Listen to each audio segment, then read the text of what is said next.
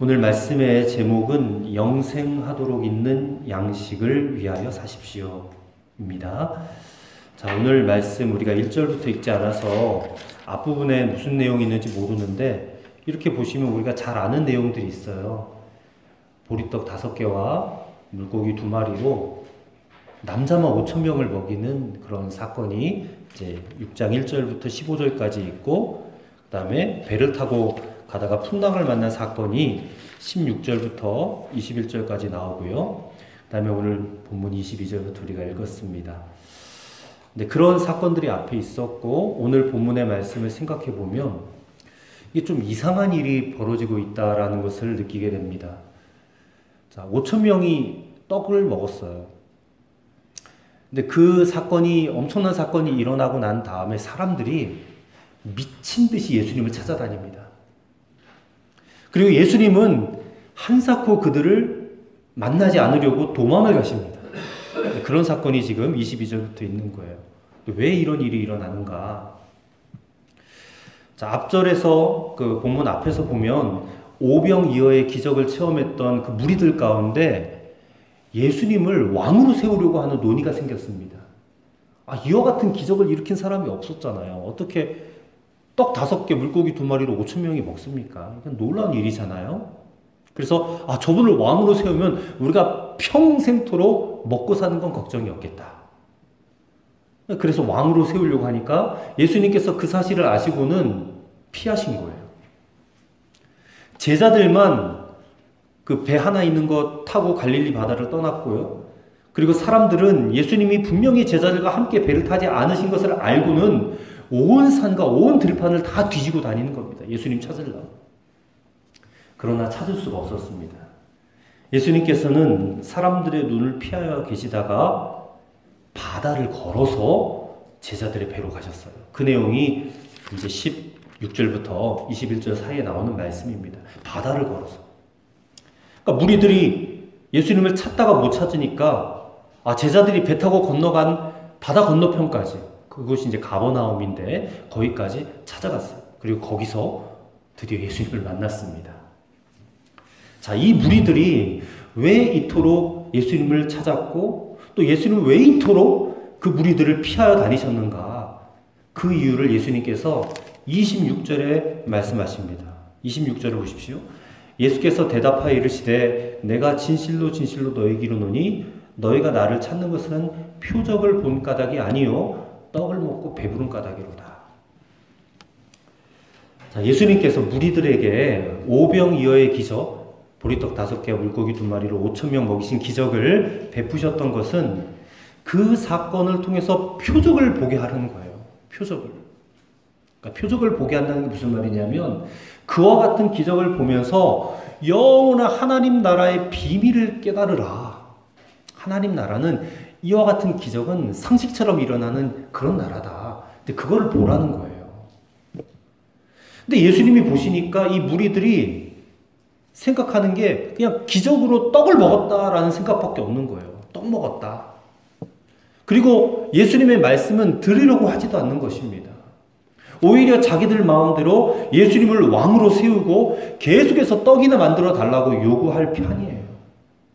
그래서 그 자리를 피하신 것이다. 자기를 찾는 무리들을 피하셔야 하는 이 예수님의 심정이 무엇인가 우리가 알아야 됩니다. 지금 예수님을 찾기 위해서 바다 건너편까지 따라온 이 사람들의 열심이 너무너무 대단해요. 근데 안타깝게도 그들의 열심은 그저 먹고 사는 문제 해결받고자 하는 그냥 그 정도 열심뿐이었다는 것입니다. 그들에게 예수님은 어떤 분이신가? 단지 예수님은 내 먹고 사는 문제 해결해 주시는 분이었을 뿐이에요. 바로 이 점 때문에 예수님께서 그들을 떠나셔야 했다는 것입니다. 근데 이 모습을 보면서 오늘날 우리가 꼭 그 무리들 같지 않는가?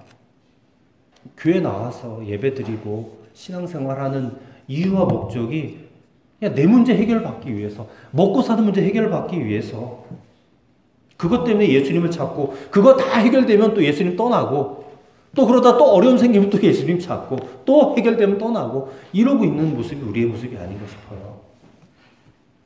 언젠가 그 신앙 책자에 있는 만화가 한 컷 실렸어요.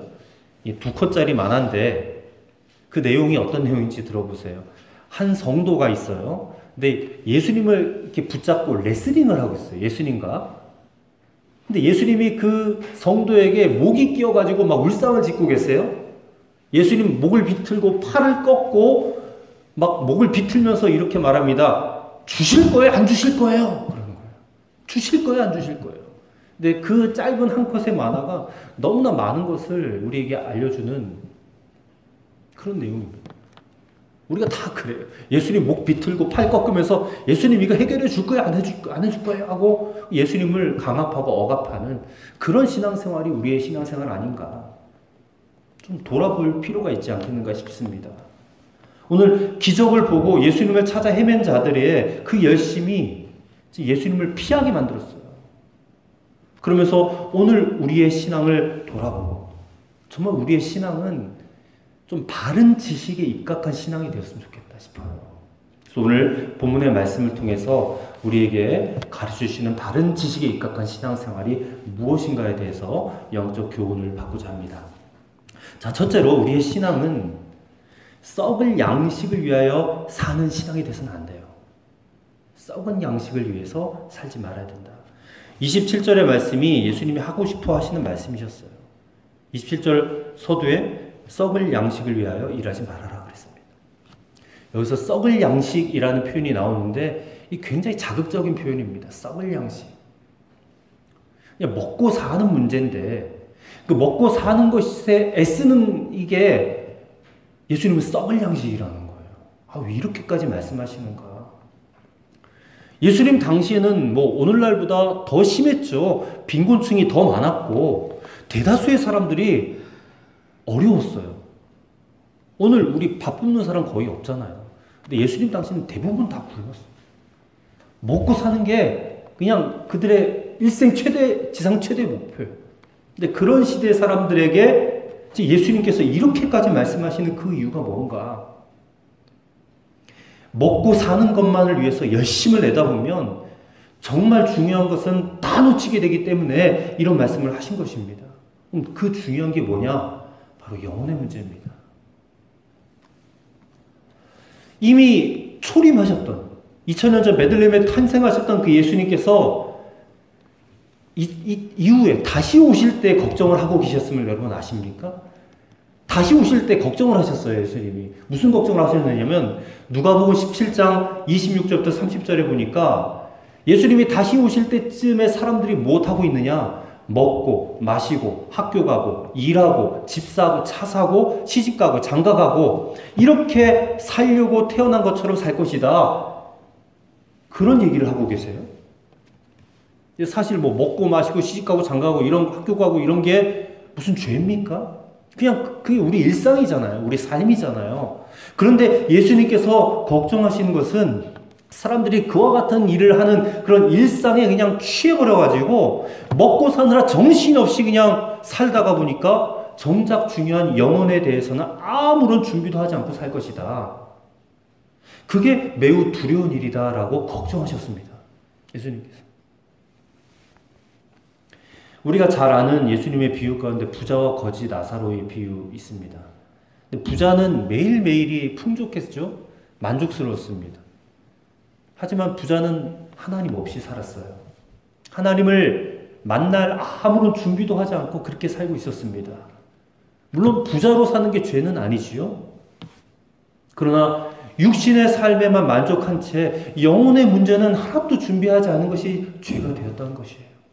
거지 나사로는 어떻습니까? 현재는 분명히 만족스럽지 않아요. 먹을 것도 없어요. 빌어 먹어야 돼요. 사람들에게 손가락질 당해요. 그래서 그랬는지 모르지만 그는 하나님을 찾았습니다. 그 영혼이 하나님 만날 준비를 하고 있었다라는 것이에요. 여러분, 우리가 예수님 잘 안 믿어도 세상 속에서 얼마든지 형통할 수 있어요. 부자 될 수 있고 잘 될 수 있어요. 하지만 예수님 없이 세상에서 잘 되는 것, 부자가 되는 것, 형통한 것 하나도 부러워할 게 못 됩니다. 왜요? 그들의 마지막은 천국이 아니니까. 천국에 가지 못하고 지옥에 떨어진 사람을 결코 잘 살았다고 말할 수 없는 것입니다. 여러분, 우리는 어떻습니까? 지금 내 영혼은 굶주려서 신음하고 있는데 여전히 그 육신의 것들만 채우게 급급하고 있지는 않는가 싶습니다. 영국의 어느 신문에서 이 사람의 신체의 값을 계산을 해봤대요. 그래서 그 결과를 보도를 했는데 어떤 사람이 교통사고가 나서 뇌사 상태에 빠졌을 때에 그 몸에 있는 장기 이런 것들을 다 이식한다고 가정하고 산출을 해봤답니다. 그랬더니 선진국 의료 수준에서 2억 8천만 원 정도 나왔대요. 2억 8천만 원. 그래서 지금까지 계산되어진 것 중에 가장 비싼 값이었대요. 그러면 이 얘기를 듣고 우리 가운데 눈이 막 반짝반짝거리면서, 야, 그러면 우리 애들을 팔면 돈이 얼마야? 애가 둘이면 막 5억이 넘네? 이렇게 말할 분 계세요, 여러분? 한 사람도 없을 것입니다. 2억 8천이 아니라 20억, 200억을 준다 해도 그렇게 하지 않죠. 왜 그렇습니까? 사람의 가치는 그저 육신 껍데기만으로 따질 수 없기 때문에 그래요. 여러분, 사람의 가치는 천하보다 귀합니다. 왜 그렇습니까? 영혼의 가치 때문에 그래요. 영혼의 가치 때문에. 영혼이 여러분 왜 그렇게 귀합니까? 이 영혼은 죽지 않아요. 영혼은 영생하는 것이기 때문에 그래요. 영생. 근데 안타깝게도 대부분의 사람들이 이 몸만 귀하지 영혼은 귀한 줄 몰라요. 장례식을 많이 갔습니다. 제가 부목사로 있을 때 거의 뭐 한 달에 2-3번씩은 장례식을 갔는데, 장례식 가면 슬프잖아요. 굉장히 분위기도 침울하고. 근데 그 가운데 어떤 이제 그 유족들을 보면서 느끼게 되는 게, 지나칠 정도로 삶에 대한 애착이 강한 그런 분들을 보게 돼요. 하지만 이미 영혼이 떠나서 죽어버린 그 육신은 더 이상 함께할 수가 없잖아요. 이 몸보다 영혼이 훨씬 더 중요한데 그 영혼을 위해서는 전혀 준비도 하지 않고 살았던 사람 많습니다. 몸을 위해서 필요한 양식만을 위하여 사는 사람은 반드시 말할 수 없는 허무함에 빠질 수밖에 없습니다. 왜요? 썩어버릴 것 그것만을 위하여 살았기 때문에. 어느 집사님께서 운영하시는 회사가 매우 큰 어려움을 겪게 되어서 법정 관리에 들어가게 되었답니다. 그 집사님 참 많이 애썼어요. 한 달에 한 번씩 그냥 목사님 초청해서 기업 예배도 드리고 나름대로 좀 신앙적으로 이끌어왔던 그런 회사였는데 어려움을 겪었어요. 근데 어느 날 그 집사님이 고백할 게 있다고 해서 목사님을 찾아왔답니다. 이렇게 고백했대요. 제가 오랫동안 나름대로 기도하고 신앙적으로 이끌어간다라고 했는데 왜 이런 어려움이 생겼는지 생각해 봤습니다. 그때 깨달아지는 것이 있었습니다. 그동안 나는 이 사업이 잘 되기만을 위하여 기도하였다는 것을 알았습니다. 이제 저는 하나님께서 제게 무엇을 더 원하시는지를 생각하게 되었습니다. 그래서 그 다음부터는요, 회사가 잘 되는 것을 위해서만 기도하자. 이 어려움 해결해달라고 기도하지 않았다. 다만 기도하기는 하나님, 저에게 또 우리 회사를 통해서 원하시는 게 무엇입니까? 그렇게 물으면서 질문하면서 기도했대요. 근데 이 기도가 참 귀했습니다. 귀한 기도였습니다. 그리고 하나님께서 원하시는 기도였대요. 하나님이 도우셨습니다. 도우시는 그 손길을 통해서 이제 그분의 회사가 법정 관리에서 벗어나서 정상화되었다라는 이야기를 들었습니다. 오늘 우리가 예수님에 대해서 관심이 있잖아요. 물론 세상에 수많은 사람들이 예수님에 대해서 관심이 없습니다. 근데 이 자리까지 달려나왔다는 것은 하나님이 누구신지, 예수님이 누구신지 관심이 있어서 온 거잖아요. 그런데 그 예수님에 대해서 여전히 좀 막연하게 그냥 어떤 분이신지 정확하게 알지 못하고 막연하게만 느껴지신 분들이 계시다면 오늘 나의 관심이 그저 먹고 사는 것에만 집착하고 있는 건 아닌가, 그것을 돌아보시고 과연 내가 어떻게 살아야 될지를 오늘 이 말씀을 들으면서 생각해보는 그런 시간이 되었으면 좋겠습니다. 본문이 어떻게 살라고 말씀하는가? 두 번째는 27절 말씀을 계속해서 보세요. 썩을 양식 위하여 일하지 말고 뭘 위해 살아요? 영생하도록 있는 양식을 위하여 살아라 그랬습니다. 영생하도록 있는 양식을 위하여 살아라. 그렇다면 이 썩어 없어질 썩을 양식, 먹고 사는 문제를 위해 살지 않고 영생하도록 있는 양식을 위해 살아라. 좀 비현실적으로, 추상적으로 이렇게 느껴지기도 할 거예요. 이 말씀이. 지금 온 나라가 경제 하잖아요. 개인이든 나라든 먹고 살기 위해서는 수단과 방법을 가리지 않고 돈을 벌어야 합니다. 또 실제로 많은 이들이 경제적으로 어려움을 겪고 있어요. 이런 상황에서 영생하도록 있는 양식을 위해 살아라 라는 이런 말씀은 잘 귀에 들어오지 않을 뿐더러 너무나 비현실적이고 추상적인 그런 말씀처럼 들릴 수밖에 없을 것입니다. 그러나 여기서 우리는 분명히 알아야 됩니다. 하나님께서는 우리의 먹고 사는 문제 반드시 책임져 주신다는 겁니다. 이 말씀에서 여러분 아멘을 하셔야 됩니다. 반드시 책임져 주십니다. 우리가 바로 살려면 이것을 믿어야 돼요. 그러면서 예수님이 예를 들지 않습니까? 이스라엘 백성들이 광야에서 40년 동안 방황을 할 때에 하나님께서 그들을 굶기셨습니까? 거기서 무슨 농사를 졌어요? 일을 했습니까? 아무것도 안 했어요. 일도 하지 않고 농사도 짓지 않았지만 하나님께서 매일마다 그들에게 만나를 주셨다는 거예요. 그게 여러분 훈련이었습니다. 만나를 먹이는 훈련. 그냥 만나를 주셔서 좋았다가 아니라 그게 훈련이었어요. 이것은 매일매일의 양식은 하나님께서 공급하여 주신다라는 것을 깨달으라. 그걸 우리에게 알려주는 거예요. 예수님께서 마태복음 6장 26절에서도 공중의 새를 보라. 심지도 않고 가꾸지도 않고 거두지도 않고 창고에 모아 들이지도 않는데 너희 하늘아버지께서 기르지 않느냐. 근데 그 공중의 새들보다 너희들은 훨씬 더 귀한 존재들이다. 근데 굶기시겠어요, 여러분, 우리를? 하나님께서. 뭘 먹을까, 뭘 마실까 하는 문제는 우리가 걱정하고 염려할 문제가 아닙니다. 그거는 하나님께서 책임져 주실 문제예요. 여러분, 이 말씀은 이제부터 먹고 사는 문제 가지고 염려하지 말라는 거예요. 그것 가지고 일하지 말라는 것입니다. 영의 눈이 뜨인 자는 육신의 양식보다는 영의 양식에 더 신경을 쓰게 되어 있습니다. 왜요? 그게 더 귀하니까. 그게 더 귀해요. 여러분, 하루 세 끼를 반드시 먹어야 된다면 이 영의 양식인 말씀도 반드시 먹어야 됩니다. 영의 눈이 뜨인 사람은 그걸 알아요. 그 때문에 영의 양식을 먹습니다. 말씀을 읽고 묵상하고 되새기고 이런 시간을 반드시 가지게 되어 있습니다. 밥 한 끼만 안 먹어도 대번에 표시 나잖아요. 아, 배고프다. 뱃속에서 꼬르륵 소리가 나네. 그런데 말씀은 그냥 일주일 내내 읽지 않아도 얼굴만 뽀샤시해요. 그러면 오늘 본문에 나오는 무리와 같은 사람들이에요. 말씀을 배우고 읽고 묵상하고 살아가셔야 됩니다. 만약 내가 지금까지 그렇게 하지 못하고 살았다면 우리 육신의 생명이 언젠가 끝나잖아요. 여기 뭐 젊은 사람들도 많지만 어린 사람들도 많지만 언젠가는 끝나요. 근데 그 생명이 끝날 때에 썩을 양식과 육신만 위해 살았던 자기의 인생이 너무나 비참하고 허무하고 그래서 견딜 수 없을 겁니다.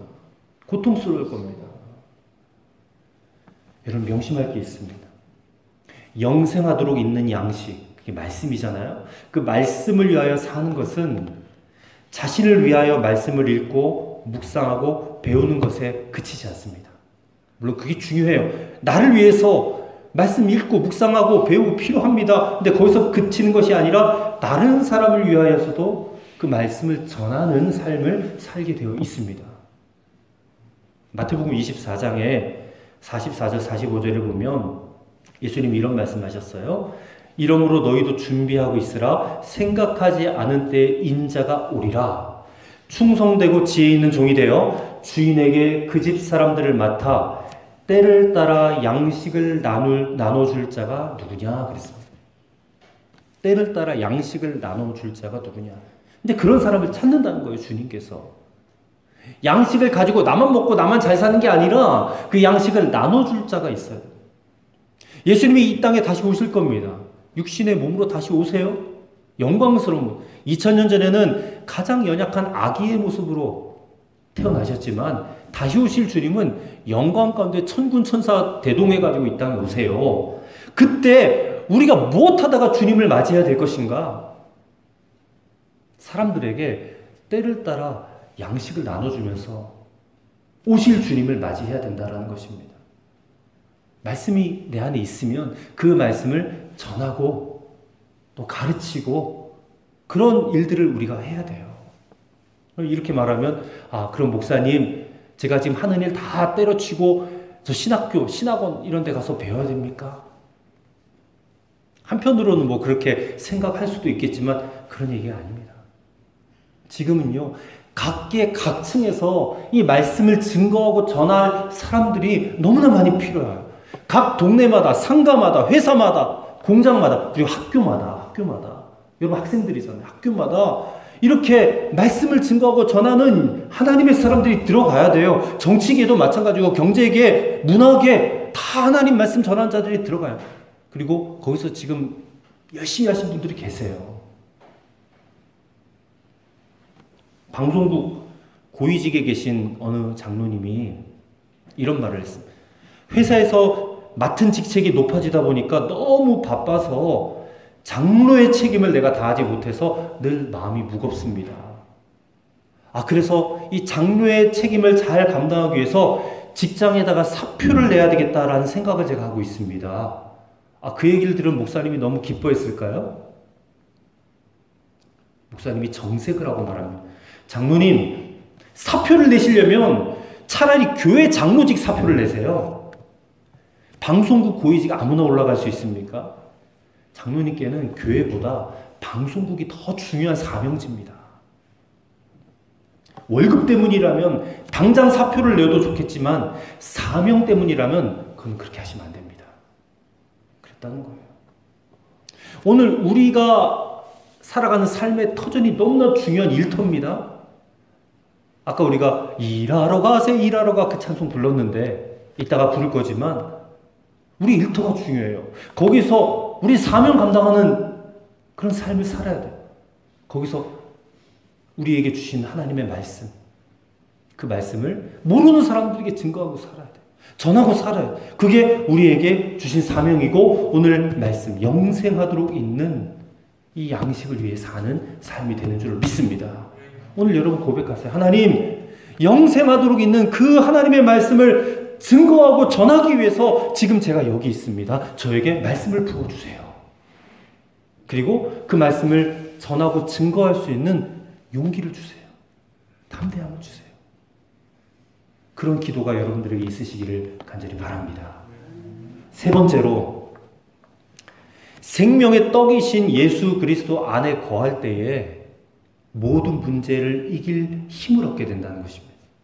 35절 말씀 보십시오. 예수께서 이르시되 나는 생명의 떡이니 내게 오는 자는 결코 줄이지 아니할 터이요 나를 믿는 자는 영원히 목마르지 아니하리라.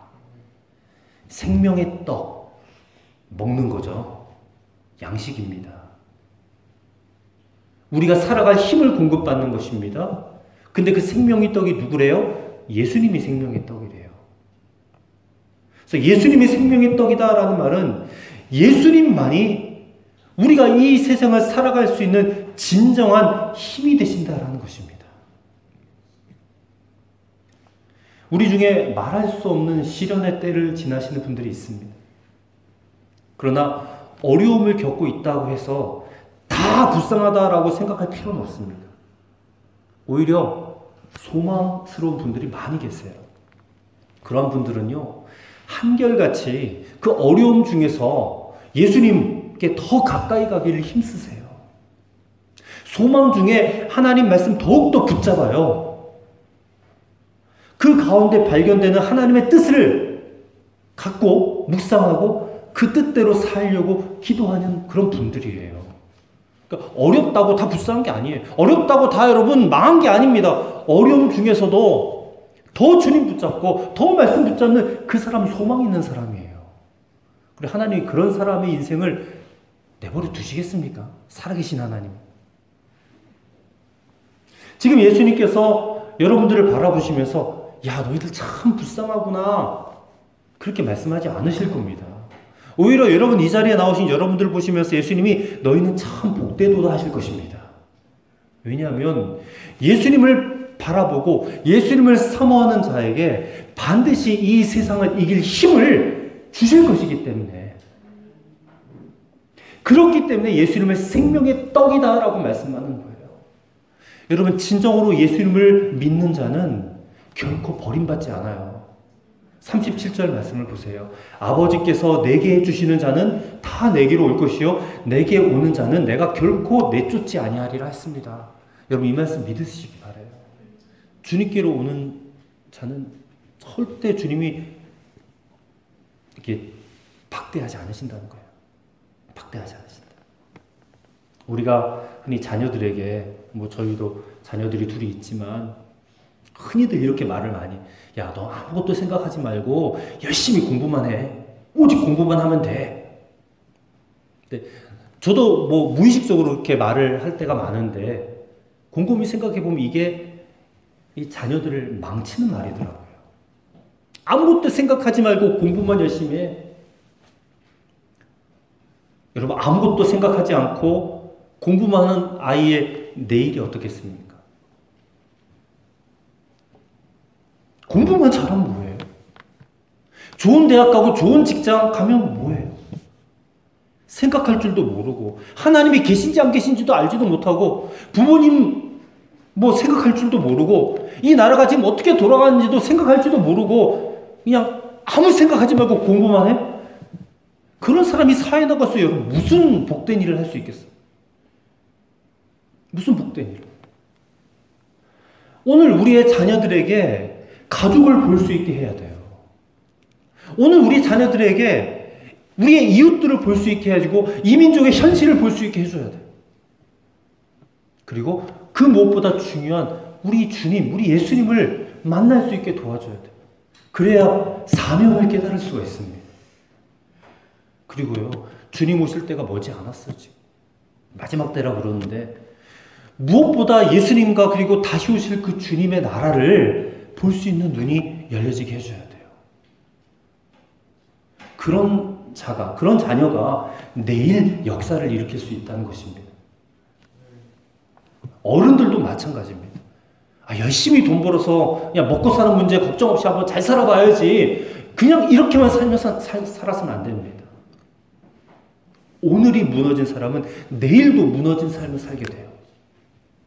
우리의 환경은 시시각각 바뀝니다. 변합니다. 그리고 하나님의 때는 점점 다가오고 있어요. 문제는 우리 자신입니다. 우리 자신이 어떻게 해야 되느냐? 언제나 예수 그리스도 안에 있어야 돼요. 그러면 우리의 미래는 하나님께서 허락하시는 복이 반드시 있습니다. 그분을 떠나서 내가 어떻게 한번 해보겠다, 내가 어떻게 한번 살아보겠다, 이러지 마세요. 그분 안에 있는 게 우리가 해야 될 일입니다. 그래서 29절에 뭐라고 하십니까? 29절 말씀도 보세요. 예수께서 대답하여 이르시되 하나님께서 보내신 일을 믿는 것이 하나님의 일이다 그랬어요. 그 믿는 게 그분 안에 있는 거거든요. 그분을 떠나지 않는 겁니다. 가끔 다른 분이 운전하고 가는 차를 탈 때가 있어요. 근데 그 차를 타다 보면 고갯길을 지나기도 하고 진흙길을 지나기도 하고 호숫가도 지나기도 해요. 타고 가는 도중에 길은 계속해서 바뀝니다. 그런데 저는 어디 있었어요? 오직 그 차 안에만 있었어요. 제가 운전하지도 않고 그 차 안에만 있어요. 그리고 시간이 지나니까 결국 어디에 도착했어요? 목적지에 도착하더라고요. 이게 여러분 신앙생활의 귀중한 원리가 되는 것입니다. 우리가 늘 예수 그리스도 안에 있습니다. 그리고 우리의 인생을 운행해 가시는 그 예수님께 우리 운전대를 맡기고 그분을 바라보면서 사는, 이게 바로 그리스도인의 삶이다라는 것입니다. 오병이어의 기적으로 배고픔을 면했던 군중들이 그 기적을 통해서 예수님이 생명의 떡인 것을 깨달았으면 얼마나 좋았을까. 그걸 깨닫지 못하니까 그냥 한 끼 먹고 배부른 것으로만 그냥 그만이었어요. 그러니까 지금은 배부르지만 시간이 지나면 또 배가 고프잖아요. 그들은 또 먹을 것 찾아서 헤매고 다닐 것입니다. 그들은 말했어요. 31절에 우리 조상들은 광야에서 만나를 먹었나이다. 이 말은 주님, 모세는 광야에서 40년 동안 만나로 그들을 먹여주었잖아요. 근데 지금 우리는 한 끼 양식밖에 못 먹었습니다. 주님, 적어도 우리는 40년간은 먹여주셔야 되는 것입니다. 지금 이러고 있는 거예요. 이런 자에게는 고난을 이길 힘도 미래도 없습니다. 여러분, 우리 아무리 어려워도요, 한 끼 배부르게도 못할 떡을 위해서 살지 맙시다. 그리고 하나님을 잘 믿읍시다. 하나님을 잘 믿읍시다. 그리고 예수님을 잘 믿읍시다. 이게 하나님의 일이다라고 29절에 분명히 말씀하고 계세요. 우리가 예수님을 잘 믿는 것이 하나님의 일을 하는 것입니다. 오늘 우리가 정말 해야 될 일은 예수님을 더욱 잘 믿는 일입니다. 아침에 눈을 뜨면 예수님을 구하세요. 시간을 내어서 예수님께 나아가시기 바랍니다. 다른데 뭔가 좋은 게 있을까? 기웃거리지 마세요. 다른데 좋은 거 없습니다. 지금 오늘 이 주일 아침에 이 예배 자리에 나와서 예배드리는 이 시간이 얼마나 귀한 시간인지 몰라요, 여러분에게. 다른데 이 시간보다, 이 자리보다 더 좋은 자리 없습니다. 더 축복된 자리 없습니다. 예수님 안에 거할 때 여러분, 우리는 모든 문제를 이길 수 있는 힘을 얻게 될 줄로 믿습니다. 예수님 안에 거하고 있을 때에 그때 우리의 성공도 물질의 축복도 세상 명예도 의미가 있어요.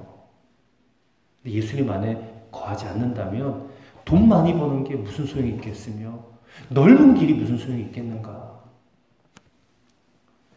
문제는 우리 자신이라 말씀드렸습니다. 오늘 예수님 안에 거하시기 바랍니다. 그럴 때에 우리는 이 세상 모든 사람들 가운데 가장 행복한 자가 될 거예요. 그리고 우리의 미래는 반드시 복이 있게 될 줄로 믿습니다. 예수님은 진정한 우리의 생명의 떡이시기 때문에 그렇습니다. 기도하겠습니다. 아버지 하나님, 썩을 양식을 위하여 살지 않겠습니다. 영생하도록 있는 양식을 위하여 살겠습니다. 생명의 떡이신 예수님 안에 거하겠습니다. 만만치 않은 세상이지만 오늘 주신 말씀대로 살아가겠습니다. 우리 주 예수 그리스도 이름으로 기도드리옵나이다. 아멘.